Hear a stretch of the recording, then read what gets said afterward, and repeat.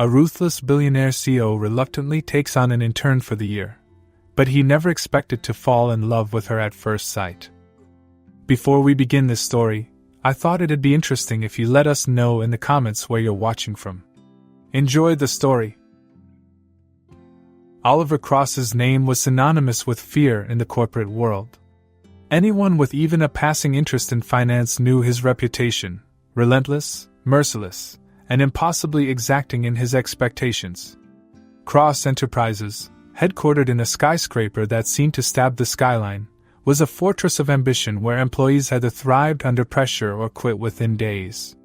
From his private elevator to his top-floor office, everything about Oliver screamed power. He moved with a calm authority that left those around him either awestruck or terrified, sometimes both. On a brisk Monday morning, Summer Carter found herself in the building's marble-floored lobby, heart pounding so loudly she wondered if the security guards could hear it.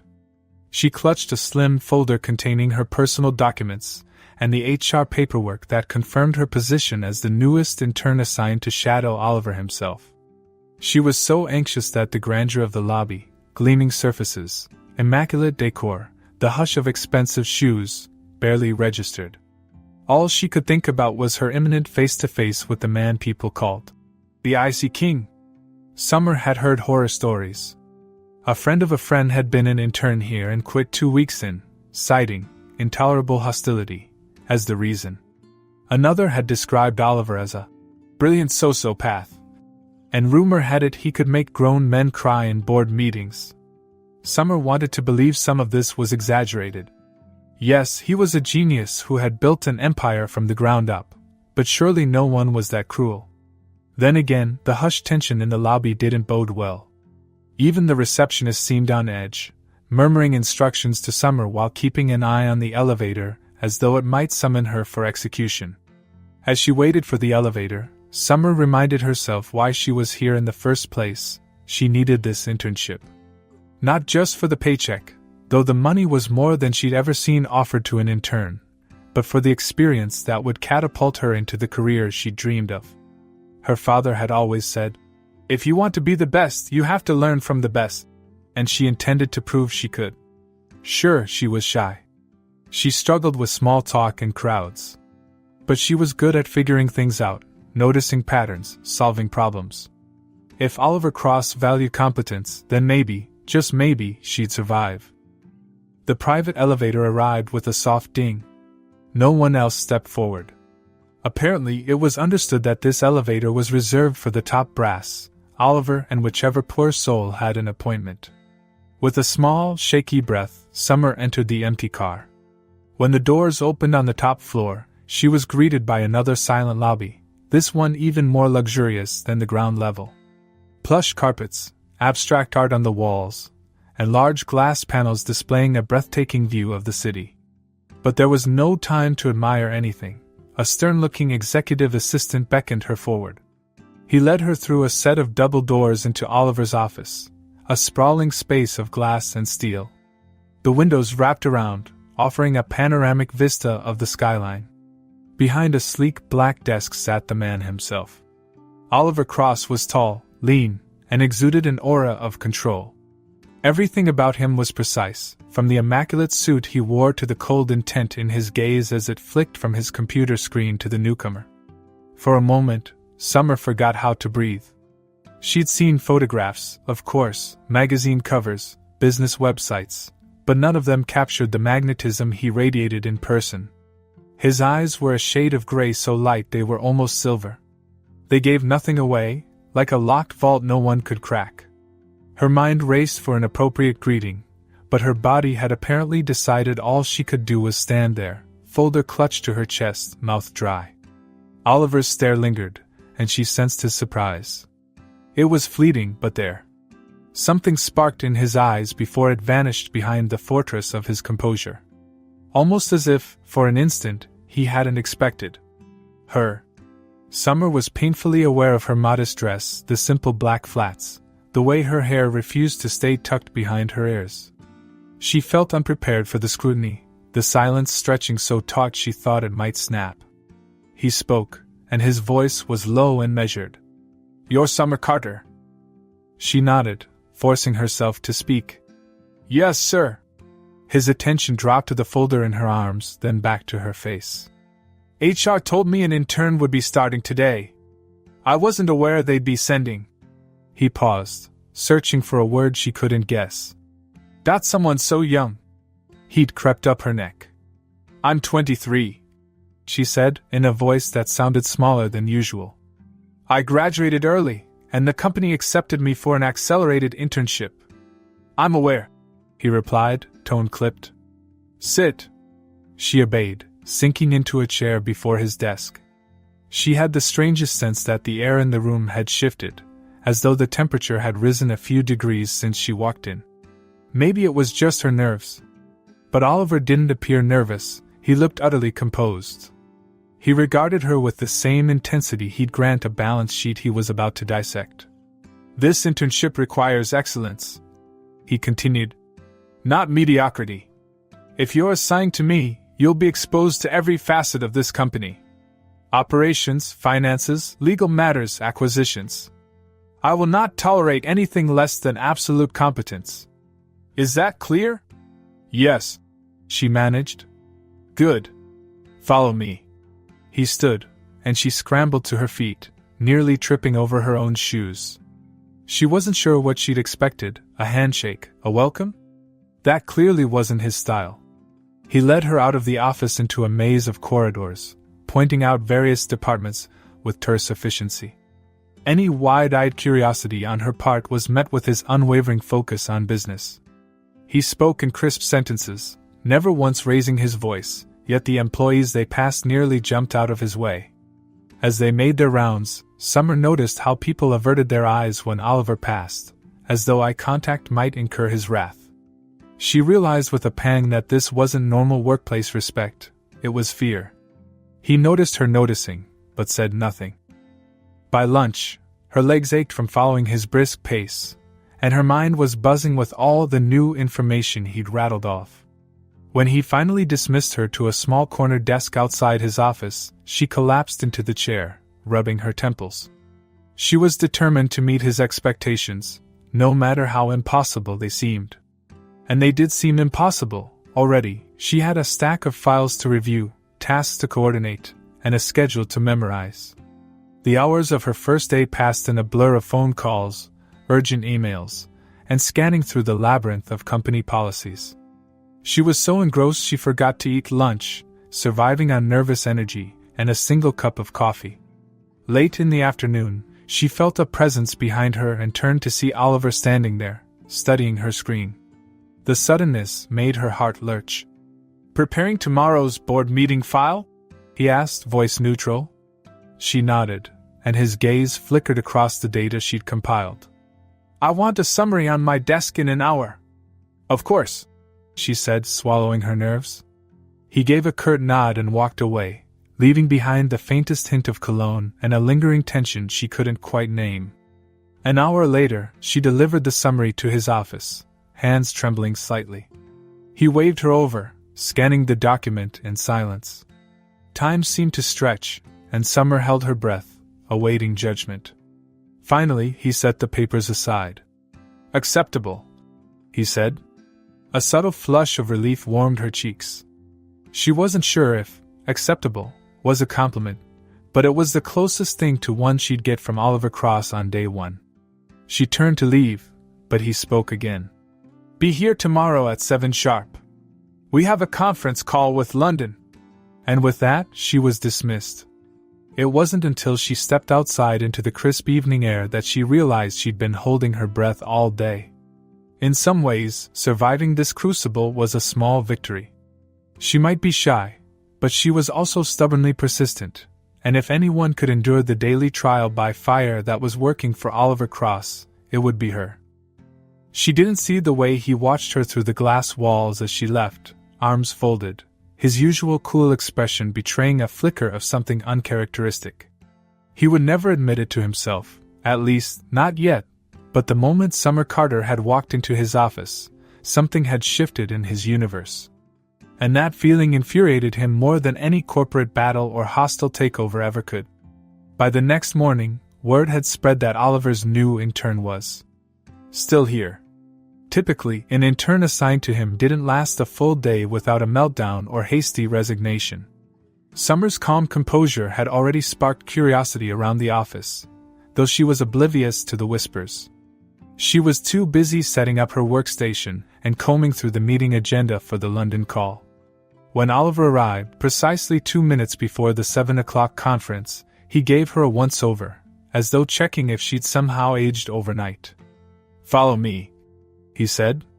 She did, clutching a notepad.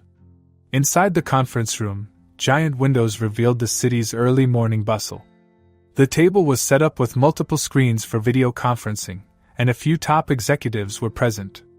As they dialed in the London partners, Oliver gestured for Summer to sit beside him, a small gesture that didn't go unnoticed by the others in the room. Typically, interns took seats on the periphery if they were invited at all. Summer's cheeks warmed, but she didn't object. She focused on her notepad and let Oliver's calm, authoritative voice wash over her as he opened negotiations with an English pharmaceutical firm. It was a tense, complicated discussion involving licensing contracts and regulatory hurdles. Summer took copious notes, quickly translating the layers of corporate jargon into bullet points. Midway through, one of the British executives mentioned a specific regulation, something that could stall the deal for months. She scribbled furiously, frowning at the puzzle of data she'd gathered. A potential solution took shape in her mind, so she started drafting it in the margins. Oliver noticed her scribbling but didn't pause. Only when the executive asked about possible legal recourse did Oliver tilt his head towards Summer, an unspoken signal. "Speak up if you have something." She glanced up, eyes wide, not expecting him to call on her, but she took a breath and explained a small but crucial loophole she'd unearthed. It was a minute detail, yet it could potentially save weeks of negotiations. There was a brief silence.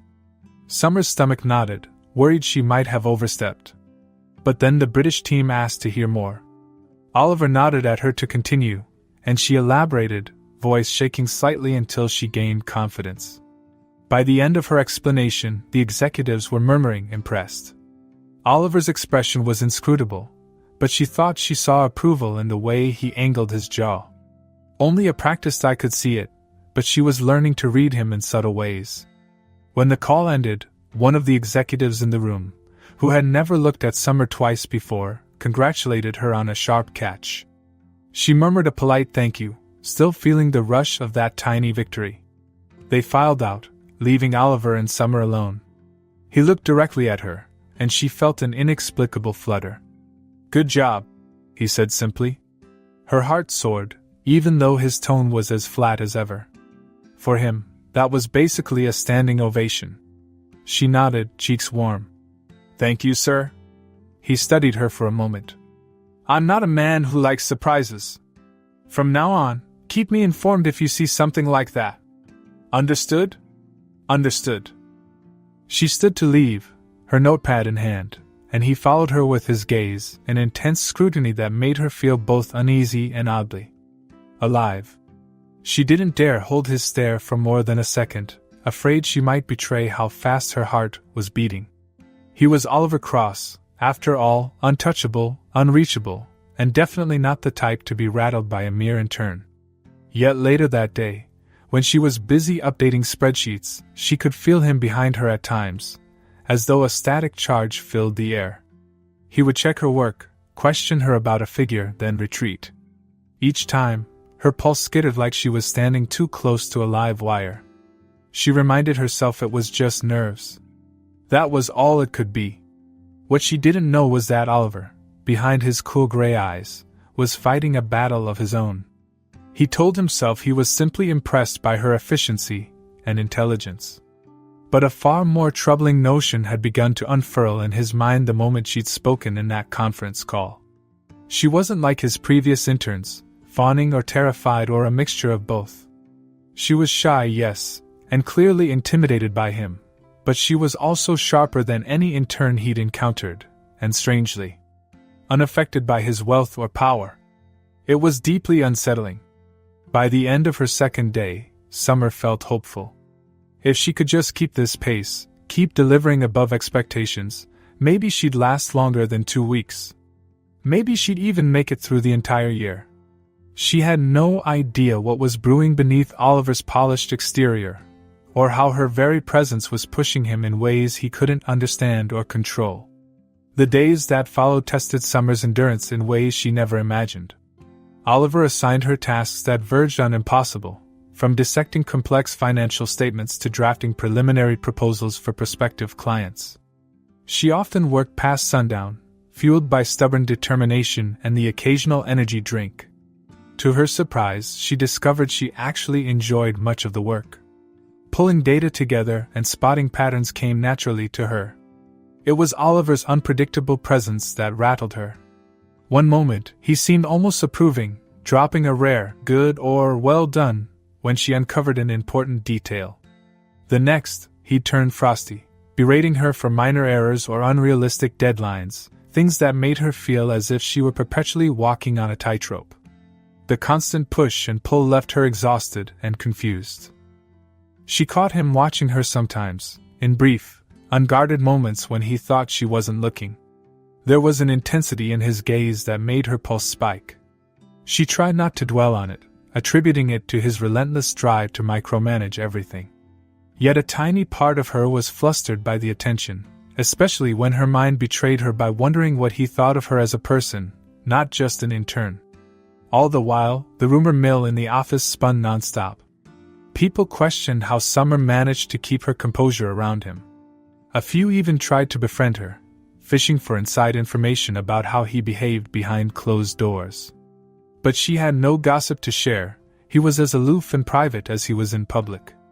She realized she hardly knew anything about him personally. The only glimpses she'd gotten of the man beneath the title were so fleeting she wasn't sure they were real. A flash of curiosity in his eyes, a tension in his posture when she mentioned her ideas, the quiet way he seemed to linger just beyond her peripheral vision. Despite the harshness, Summer found herself wanting to prove her worth, to exceed every challenge he threw at her. It wasn't just a job, something in her wanted to show Oliver Cross that she could handle whatever he dished out. Sometimes she wondered if she was going crazy, because in odd moments, she sensed something almost protective in the way he interacted with her, like he was both drawn to and repelled by her presence. He, too, found himself battling conflicting impulses. Her competence was undeniable, and her dedication was admirable. But that didn't explain the strange pull he felt whenever he saw her bending over a desk, tapping her pen against her lip as she decoded some complicated analysis. It didn't explain why he'd find himself scowling whenever another intern tried to flirt with her, or why he'd catch himself checking her schedule to see where she was, needing to know her whereabouts at any given time. So he did what he did best. He doubled down on his ruthless demeanor, burying whatever was happening beneath a barrage of impossible tasks and strict deadlines. If he pushed her to her limit, surely she'd falter or quit like everyone else, and this unsettling feeling gnawing at his composure would vanish. That was what he told himself, at least. But Summer didn't break. She worked, and she worked well. She adapted, she delivered, and each time he found her solutions impressive, he masked it with a curt nod or a borderline dismissive remark. Little by little, though, Summer began to read him. Underneath the cold exterior, she caught faint glimpses of vulnerability, like a shadow passing behind frosted glass. Sometimes, when they were alone in his office late at night, discussing an upcoming deal, he would pause, his gray eyes full of an intensity that sent warmth through her veins. In those moments, he seemed about to say something personal, something real. And then he'd pull away as though scalded. The tension between them, unspoken and confusing, heightened every day. Summer wasn't sure what to make of it. She told herself it was all in her head, that she was simply starved for any sign of acceptance in this high-pressure environment. Maybe she was just projecting her need for validation onto him. It was easier to believe that than to consider the alternative, that the infamous Oliver Cross might be experiencing the same tug of attraction that was slowly weaving itself into her chest. She stayed late one evening, revising a report he'd demanded by morning. The office was quiet, the floor deserted except for the cleaning staff. Around 9, she took a break to stretch, gazing out at the city lights. Her mind drifted to the man behind the polished glass office a few doors away. She thought about how his eyes sparkled when he was in the midst of a negotiation, how his mouth quirked the faintest bit whenever she did something beyond his expectations. She shook her head, chastising herself. This was dangerous territory, and she knew it. Yet as she returned to her desk, she saw him standing near the door, arms folded. Her heart kicked into a gallop. "Working late?" he asked softly, his tone different from usual, less brusque. She managed a nod. "I wanted to finish the report you asked for." He studied her for a moment, and for once, he looked almost human. "Tired even?" "You've done enough for one day," he said, voice low. "Go home." She opened her mouth to protest, but couldn't find the words. He gave her a lingering look that made her chest tighten, then turned and walked away, leaving her reeling in confusion. It took her a few minutes to pack up, her mind buzzing with questions. On the elevator ride down, she replayed that brief exchange over and over, analyzing every syllable for meaning. Why had he told her to go home, when normally he'd let her stay until she dropped from exhaustion? Why had he sounded almost gentle? Oliver, meanwhile, sat in his office, staring out at the skyline. He told himself he didn't want her to burn out. A good intern was an asset, and that was all it was, nothing more. But he knew he was lying. He knew it from the way his pulse quickened when he'd seen her leaning against the window, the soft glow of the city reflecting off her features. He knew it from the knot in his chest that tightened each time she was near. And so, the battle of wills continued, unacknowledged, unspoken, and increasingly impossible to ignore. Despite her best efforts to keep her head down, Summer couldn't deny the tension thrumming between them. She never considered herself particularly observant when it came to interpersonal dynamics, but something about Oliver drew her attention like a magnet. She tried to keep her distance, mindful that he was her boss. She also knew better than to read too much into small acts of civility, especially from a man known for his coldness. But the more she excelled under his pressure, the more she felt him watching her. And with every challenge he threw her way, every project that should have made her crumble, she found a spark of excitement she couldn't quite explain. It was strange how a person's arrogance and harshness could be so frustrating, yet so compelling at the same time. She thought back to that first moment she'd locked eyes with him in his imposing office. She never believed in love at first sight, still didn't. But there had been a jolt of something, a realization that this man would change her life, though she couldn't have guessed how. In truth, she still couldn't guess. She only knew that the fortress he'd built around himself had the faintest cracks, and though she tried not to wonder too much, a small part of her wanted to peer inside. For Oliver, each day was a new exercise in denial. He watched her skillfully navigate tasks that stymied older, more experienced employees. He told himself he was just impressed with her mind, that her unassuming nature was refreshing in a world full of opportunists. But late at night, when the office was quiet and he was alone with his thoughts, he admitted there was more to it. He was drawn to her, and it infuriated him.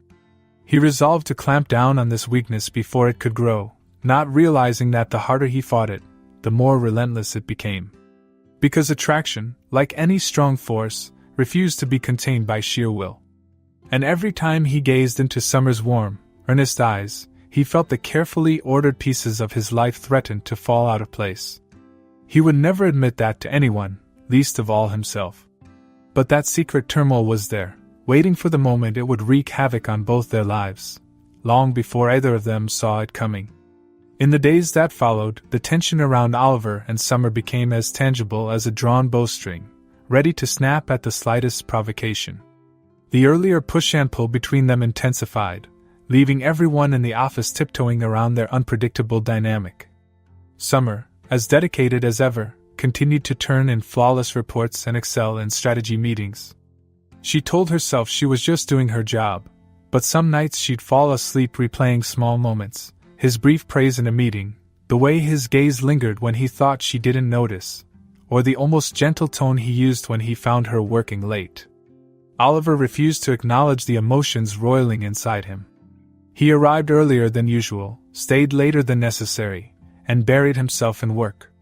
Still, he found himself distracted by the simplest things: the floral scent of Summer's perfume drifting through the corridors, the memory of her soft voice. He reminded himself constantly that he was the head of Cross Enterprises, and any hint of personal involvement with an employee, especially an intern, was unacceptable. Yet those reminders did nothing to quell the warmth he felt whenever she was near. Everything changed one afternoon when Oliver happened to catch sight of Summer in one of the lounges. She was talking to Jonah, an amiable accountant from the finance department, and something about the way they laughed together set Oliver's nerves ablaze. He was passing by on his way to an important meeting, but he froze as soon as he spotted the light in Summer's eyes. She seemed happier, more at ease than he'd ever seen her in his presence. The sight was surprisingly jarring. He couldn't hear the conversation, but he saw Jonah lean in to whisper something, prompting Summer to burst into gentle laughter. A burning jealousy flared in Oliver's chest, completely irrational and thoroughly confusing. Jonah was nothing more than a friendly colleague, but the subtle closeness between him and Summer felt like a betrayal. It made no logical sense.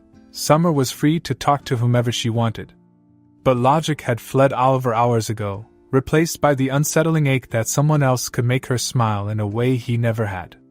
He continued walking, feigning disinterest, yet his mind was miles away from the upcoming meeting. The vision of Summer leaning forward, eyes bright with laughter, refused to leave him. He spent that entire day in a cold, simmering state of agitation, snapping at his assistants and glaring at anyone who dared ask an ill-timed question. Somewhere in the back of his mind, he recognized his own behavior as irrational, but the sense of losing control around Summer was terrifying. This wasn't who he was. He despised feeling vulnerable, worse, he despised feeling possessive. Everyone in the building sensed a chill in his demeanor. A few employees exchanged nervous glances, wondering whose head would roll for crossing him next. When Summer came to his office late in the afternoon to deliver a report, he could barely look at her. Her usual timid knock on the door made his pulse spike, and when she stepped in, he noticed how the afterglow of her earlier laughter still lingered on her face. It ignited that same burning in him, a mix of anger and something akin to longing. He listened stiffly as she walked him through the report, her voice calm and professional, even as she picked up on his tension. She finished speaking, and he gave a curt nod of acknowledgement. No, good job, or thank you. Just an icy dismissal. The moment she left, he realized how tightly his fists were clenched. He wanted to punish her for making him feel this way, but that was absurd. She hadn't done anything wrong. It was his own weakness, his own fault for letting feelings get tangled in a professional relationship. Before he could stop himself, he pressed the intercom and called Summer back into his office, heart pounding faster than he cared to admit. She entered again, looking worried, and stood near the door, waiting for his command. The silence stretched uncomfortably. Then, in a snap decision born of panic and anger at himself, he spat out the words that would shatter the fragile world they built. You're finished here. You're fired. She blinked, certain she'd misheard.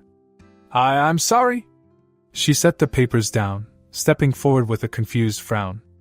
Did I do something wrong? He hated how her voice trembled, but he forced himself to stay in character. Gather your things, he said, forcing his tone to remain cold. HR will finalize your paperwork. He refused to look directly into her eyes, afraid that if he did, he might betray a hint of uncertainty, or worse, regret.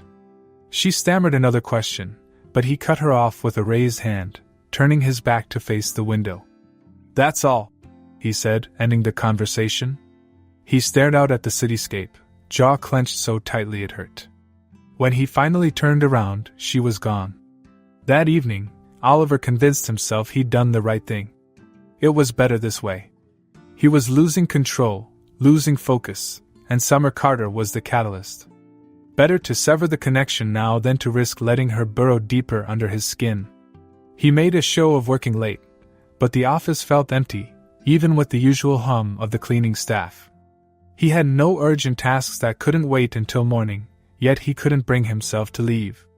Going home felt like conceding that something irreparable had happened. But it had, and he knew it. Without Summer, the office ran as it always had, like a well-oiled machine, but something essential was missing. Oliver threw himself into work with renewed vigor, channeling his frustration into every deal, every negotiation, until his team braced themselves each morning for his harsh commands. Yet beneath the veneer of ruthless efficiency, he was plagued by an absence he couldn't ignore. He no longer sensed the soft shuffle of footsteps near his door or the quiet rustle of papers that announced her presence. His personal assistant tried to take over the task Summer had been handling, but the quality just wasn't the same. Worse, he found he cared less about the results than about the hollowness settling into his chest. He tried to rationalize that she hadn't been a permanent fixture anyway. She was only ever meant to be an intern, a temporary resource. But that nagging ache he felt whenever he imagined her face, stunned and hurt at his abrupt dismissal, wouldn't fade. He remembered how she never once complained about his impossible deadlines, how she stayed late to make sure every comma was in place. He recalled the earnest way she'd presented solutions, her voice trembling yet firm with conviction. He recalled the sheen in her eyes when she was proud of her work, and how she looked at him, like he was someone to respect, not to fear. A few days later, he was stalking through the corridors when he overheard a snippet of conversation between two interns near the elevator. He paused, pretending to consult his phone, as one intern leaned into the other and whispered, "She was really torn up about it. She didn't even get a real explanation, just a letter from HR." The other intern sighed. "Summer was so good at what she did. Can you believe he just fired her out of the blue? She was crying in the break room before she left." They shook their heads, stepping into the elevator, and the doors closed behind them. Oliver stood still, the words echoing in his mind. Crying in the break room. He had never seen Summer cry, couldn't quite imagine it, but the idea of her weeping because of his callousness made his stomach twist painfully. He told himself that cutting her out would keep things simple, that she was just a threat to his self-control. But now, in the silence left by the intern's conversation, he felt the weight of what he'd done. He pictured her tiny desk area, now vacant, and how her warm presence had once filled the space in ways he hadn't even recognized until it was gone. In that moment, Oliver admitted the truth to himself. He hadn't fired Summer for any justifiable reason. Her work had been impeccable. She had shown no sign of unprofessional behavior, nor had she made any mistakes worthy of dismissal.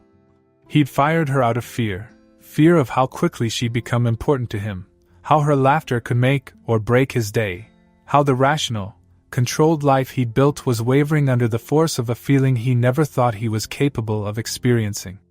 It was easier to destroy the possibility than to face the reality of caring for her. But easier wasn't always right, he realized. In fact, it felt undeniably wrong. As he made his way back to his office, his shoulders tensed with guilt. The glass walls that once made him feel powerful now resembled a cage. The city lights offered no comfort, only reminding him of how empty success could be when the one person you wanted to share it with was gone. He sat down at his desk and stared at a spreadsheet he had no interest in completing.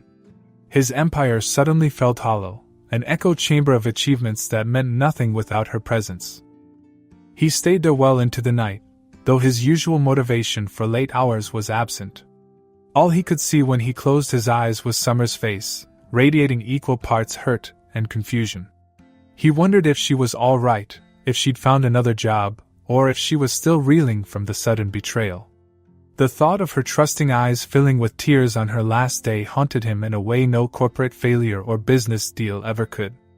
Oliver Cross had built his life on control and certainty, but none of his past battles compared to the war he was fighting against his own regret. He finally accepted that firing Summer was a mistake, a cruel, selfish attempt to outrun his own feelings. The only question now was whether he had the courage to make it right. Oliver spent weeks debating his next move. Firing Summer had created a void he couldn't ignore, yet every time he considered reaching out, he found a dozen excuses to do nothing. Pride, fear, and embarrassment loomed, but none of them silenced the guilt that gnawed at him. He worked late most nights, hoping numbers on a screen could drown out memories of her. It never worked. The knowledge that his actions had hurt her lingered like a wound he couldn't close. One morning, just as he was burying himself in a new acquisition deal, his executive team reminded him of the upcoming annual retreat, a lavish, invite-only event at his private estate. Once upon a time, he'd taken pride in these retreats, viewing them as a stage to solidify his business relationships. Now the mere thought of hosting felt hollow. The estate in the mountains was beautiful, yes, but so was much of his life, polished and elegant on the outside, hollow on the inside. He found himself sifting through the list of invitees, board members, top executives, major investors. It was a roll call of people he usually impressed without trying. None of them stirred any genuine feeling in him. They came for the free vacation, the chance to curry favor with the infamous Oliver Cross. He scrolled further, thinking he might as well invite the entire upper management team for show. Then his eyes fell on a blank space at the bottom, a line reserved for special guests. He typed her name before he could second-guess himself. Summer Carter. He stared at it, heart-thumping. It was irrational. She had no reason to come, and even less reason to forgive him. But he realized he wanted to see her anywhere but that sterile office environment. He wanted to see her in a place that was his, to show her, though he never admitted, that there was more to him than ruthless business deals. And maybe, in the quiet of his private estate, he could find the words he couldn't voice in the city. The moment he hit send, he felt a mix of anticipation and dread. Would she even read the invitation? Or would she tear it apart on sight? Summer did read it, though at first she thought it was some sort of glitch or an unfunny prank. The courier had shown up at her front door with a formal envelope, embossed with the Cross Enterprises logo. Inside was a handwritten note, short, terse, but undeniably his. He asked her to attend the annual retreat, providing dates and travel details. That was all. No apology. No explanation. Just an invitation phrased so politely it bordered on absurd. She laughed, though there was no humor in it. After weeks of unemployment and fruitless job applications, she found herself staring at the note, teeth clenched. There was anger, yes, and hurt. But underneath, there was also a pang of longing. She'd loved working at Cross Enterprises. More than that, she found herself missing the way her heart raced whenever Oliver glanced her way. That thought alone made her tear up the note and toss it in the trash. She had no intention of indulging him. Her best friend, Carrie, fished the pieces out of the trash an hour later. Carrie pieced them back together and read the contents with wide eyes. "This is the Oliver Cross who fired you, right?" she asked, as though there could be another. Summer just nodded, exasperated. Carrie shook her head. "I'm not saying you should trust the man, but you clearly have unfinished business with him. Maybe you should go, if only to give him a piece of your mind." The suggestion hung in the air for days. Summer vacillated between righteous fury and a painful curiosity. She wanted answers. Why had he fired her, just when she thought he was beginning to respect her? Why invite her now, as though nothing had happened? Every night she told herself she'd ignore it. Every morning, she remembered Carrie's words about confronting him. Finally, a week before the retreat, she RSVP'd. A part of her already regretted it, but another part, the side that refused to remain voiceless, knew she had to face Oliver again. When Summer arrived at the estate, she was nearly breathless from the scenic drive. The mansion sat perched against a backdrop of lush mountains, overlooking a glistening lake. The air was so crisp it made her dizzy after the stale heat of the city. She clutched her small suitcase, scanning the manicured gardens and the line of luxury cars parked by the entrance. Attendants in neat uniforms guided her inside, where an ornate hallway opened into a grand living area filled with business elites sipping champagne. It didn't take long for heads to turn. She recognized a few executives, and they recognized her. Some offered polite smiles, others looked surprised to see her there at all. She ignored them, focusing on the swirling feeling in her gut. Part of her wanted to run, but she steadied herself. She was here for a reason. She would confront Oliver, hear him out. If he offered any explanation, and then make her exit. He found her first. She was standing near a tall window, half hidden behind a marble pillar, trying to look composed as she studied the distant lake. When she turned, her breath caught. Oliver stood there, towering in a tailored suit that somehow made him look both regal and uncharacteristically vulnerable. His eyes held hers, and for a split second, everything froze. She remembered what it felt like to have his attention, that silent intensity that made her heart pound. He drew closer, but she stepped back before he could get too near. There was a tension in her stance that hadn't been there before. She was no longer the timid intern desperate to please. She was a woman deeply wronged, and he felt that in every line of her posture. It shook him more than he cared to admit. He realized, belatedly, that he didn't have the first clue how to bridge the chasm he'd created. She spoke first, voice tight and controlled. "Why am I here? Is this your idea of a joke?" His jaw worked as he searched for words. "No," he said softly, the single syllable sounding strange in the hushed air. She waited, arms crossed, her glare daring him to try harder. He swallowed. "I wanted to make amends." She let out a scoff, soft but loaded with scorn. "Because firing me with no explanation wasn't enough? You had to invite me all the way out here, to your playground for the rich, just to ease your conscience?" He deserved her anger, and hearing the coldness in her voice stung more than he expected. He glanced around the opulent hall, noticing curious eyes on them, and inclined his head toward a quieter corridor. "Let's not do this in front of everyone," he said. She looked as though she might refuse, but then her expression hardened, and she followed him. He led her down a hallway to a smaller sitting room with a fireplace, the flickering light casting soft shadows on the walls. The bustle of the retreat faded behind them, replaced by the hushed crackle of burning wood. She positioned herself by the mantel, keeping distance between them. He couldn't help noticing how stunning she looked in a simple yet elegant dress, her hair swept back in a style that highlighted the determination in her eyes. She looked older, more sure of herself, a woman who refused to be dismissed a second time. The tension was almost suffocating. He cleared his throat. "I owe you an apology," he began, voice unsteady. "I know you have no reason to believe anything I say, but I want you to know that I regret." She cut him off. "Is that what this is about? Regret? Because if you think you can wave an invitation in front of me and say sorry, and it'll fix everything, you're dead wrong."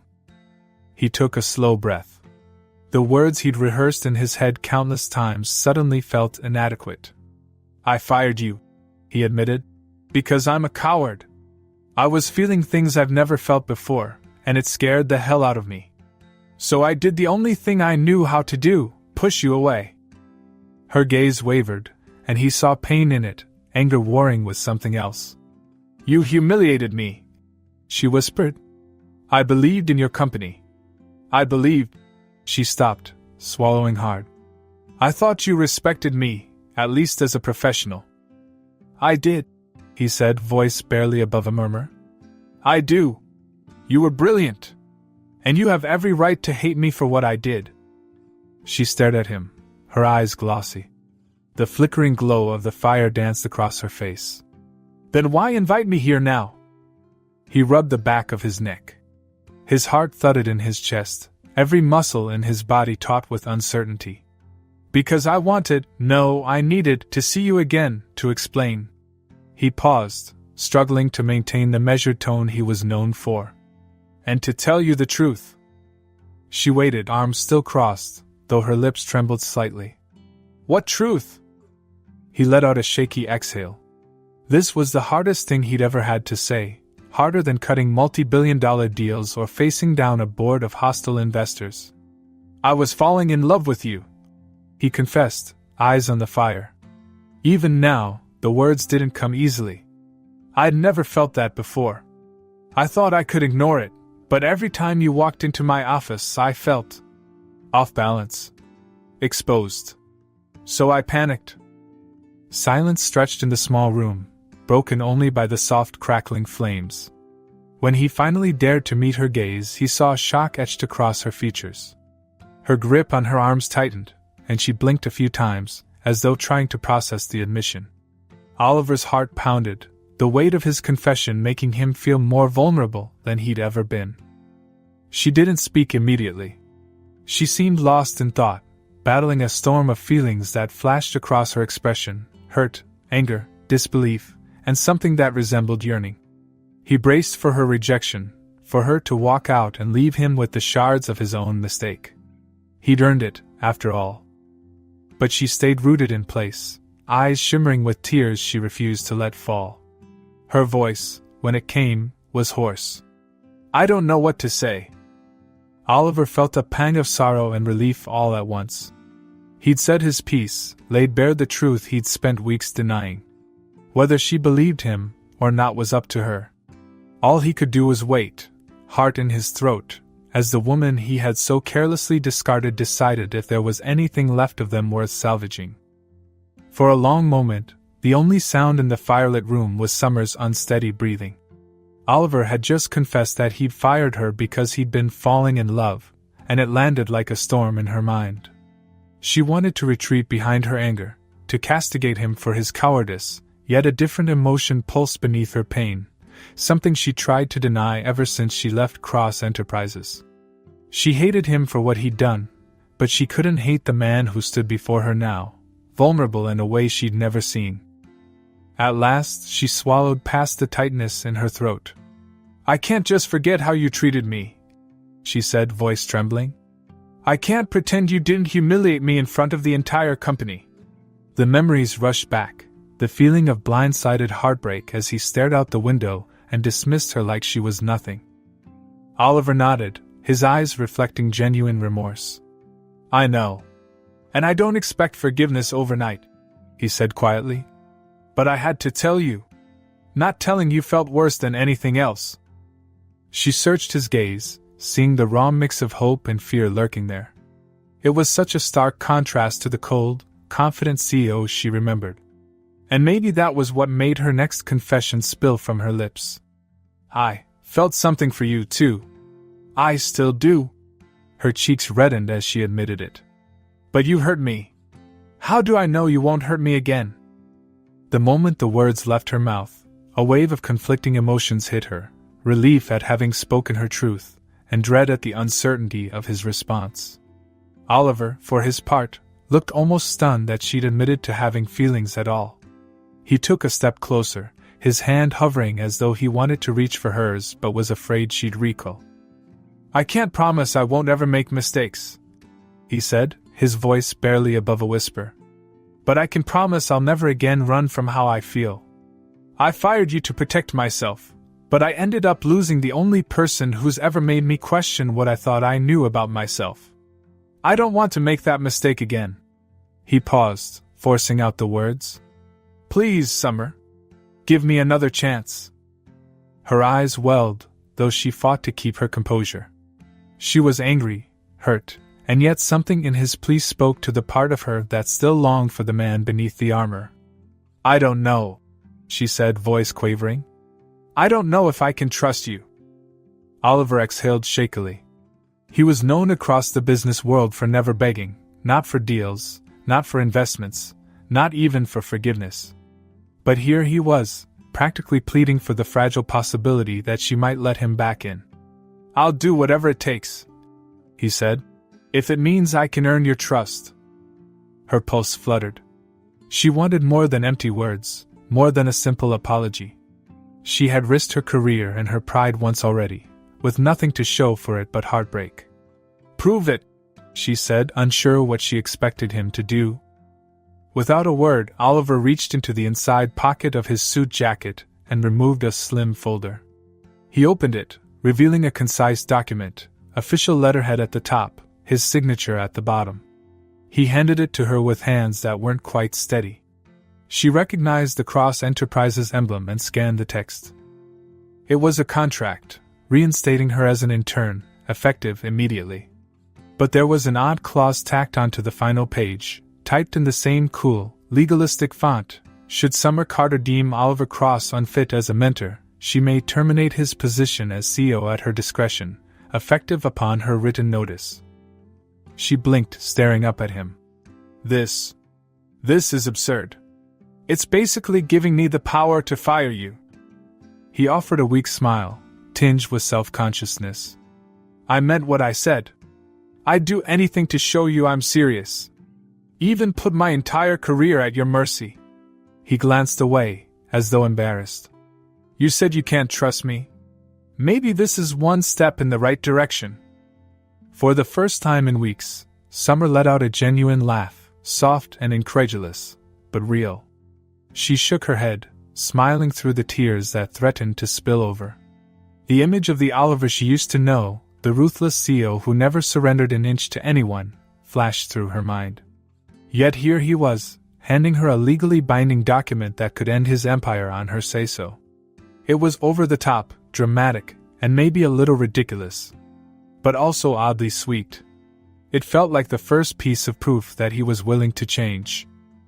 Her smile widened, and relief blossomed in his eyes.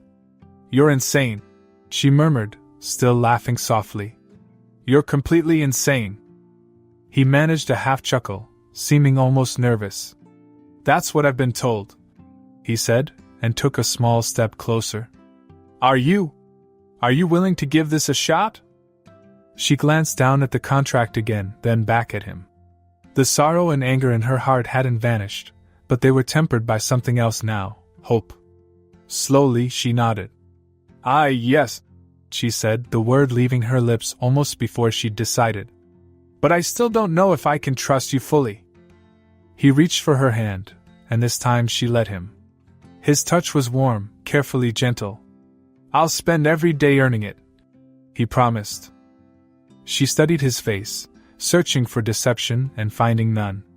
Tension coiled low in her stomach, the proximity making her hyper-aware of how much she'd missed him. Before she could convince herself to be cautious, she rose on her toes and pressed her lips to his. The kiss was tentative at first, both of them remembering all the pain and longing that had led to this moment. But as the reality of his arms closing around her sank in, it deepened, fueled by too many sleepless nights and unspoken words. When they finally broke apart, her cheeks were flushed, and he looked as if he could barely breathe. Neither spoke for several seconds. The fire crackled softly in the hearth, warming the room where their small corner of the world had just shifted. Summer's heart felt light, as though all the worry and resentment were lifting, replaced by cautious optimism. Thank you, he whispered, resting his forehead against hers. She said nothing in reply, just closed her eyes and let herself feel how right it seemed to be in his arms again, if only for that moment. The following Monday, the Cross Enterprises building buzzed with rumors that Summer Carter had been reinstated, and that she was strolling into the executive suite with none other than Oliver Cross beside her. Their arrival caused a ripple of stunned silence in the lobby. No one dared to openly gawk, but whispers spread like wildfire. Summer tried to keep her composure, head held high. She wasn't the same frightened intern who had walked through these doors months ago. Oliver's demeanor had shifted as well, though it took a trained eye to notice. He was still poised and commanding, but there was a certain lightness in the way he moved, as though the weight on his shoulders had eased. When they stepped out of the private elevator on the top floor, his assistant practically dropped the stack of papers in her arms at the sight of Summer. Oliver didn't offer any explanation, simply turned to Summer with a quietly encouraging nod before gesturing her toward her old desk. The desk was as she'd left it, though someone had removed personal touches, leaving it eerily pristine. She set down her new belongings, a small potted plant and a framed photo of her family. She felt Oliver's gaze from across the hall, and when she glanced over, she caught the barest hint of a smile tugging at his lips, something warm that only she seemed able to draw out of him. Throughout the day, she navigated her new old role with surprising ease.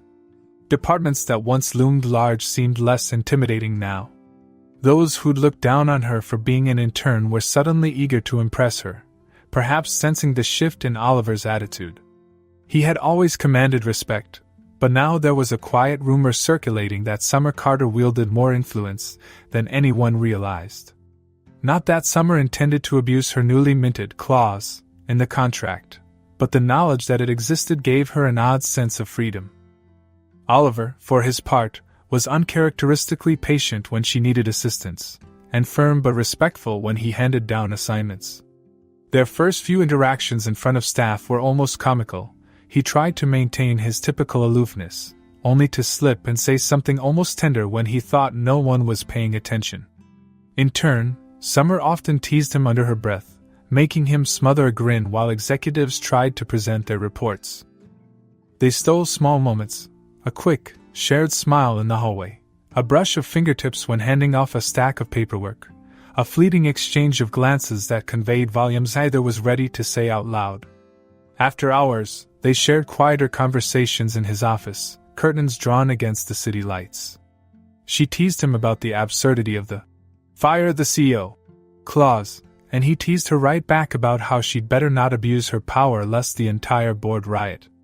But each teasing moment carried an undercurrent of genuine affection. The change in Oliver was subtle but significant. He started listening more, really listening, to the people around him, including those he once might have dismissed.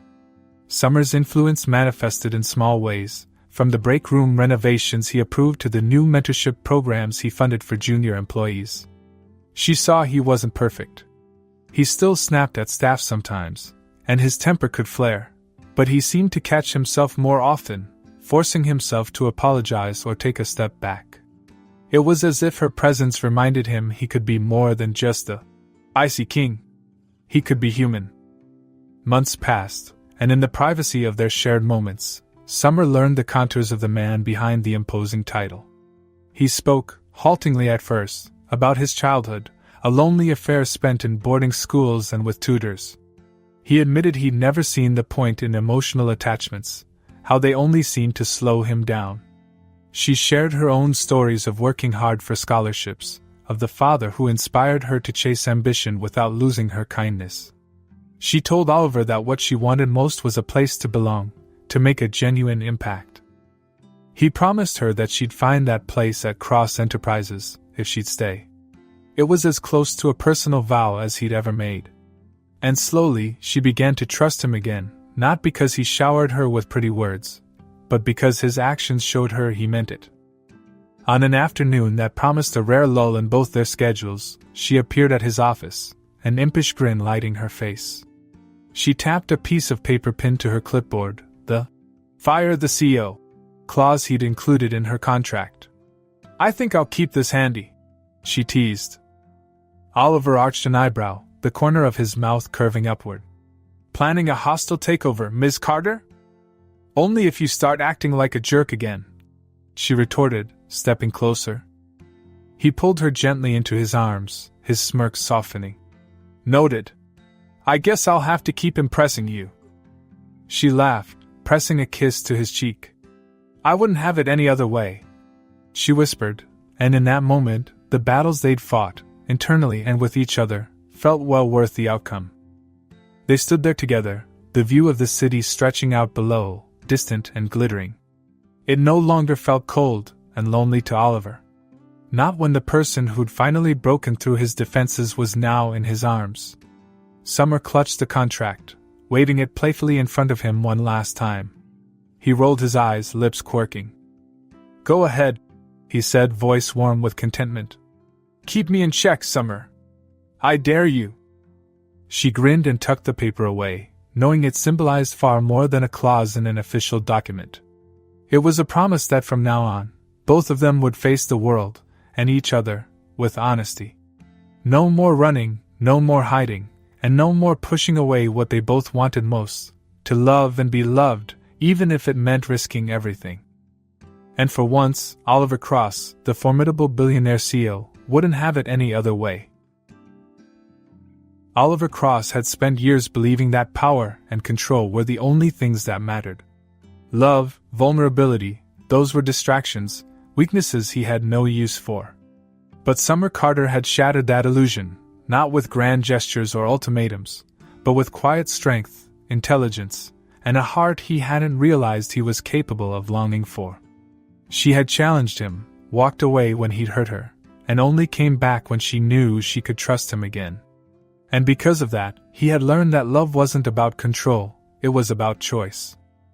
Summer had chosen to give him a second chance. just as he had chosen to fight for her.